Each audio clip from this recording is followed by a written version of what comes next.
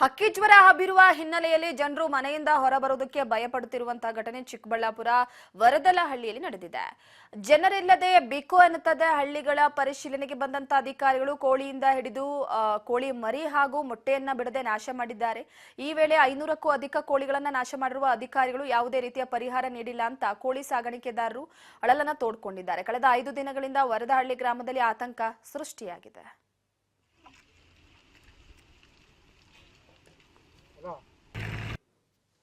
ಹಾಕ್ಬಿಟ್ಟು ಇಕ್ಕೊಂಬಿಡಿ ಅಂತ ಹೇಳಿದ್ರು ನಾವ್ ಏನೋ ಮಾಡ್ಕೊಬಿಡ್ತಿದ್ವಿ.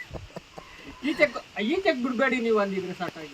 ಏನಂದ್ರೆ ಚೆನ್ನಾಗಿರೋ ಕೋಳಿ ಸಲ್ವಾಗ ಸರ್, ಕೋಳಿ ಎಲ್ಲ ನಮ್ಗೆ ಒಂದ್ 30-40 ಮರಿ ಇತ್ತು ಸರ್.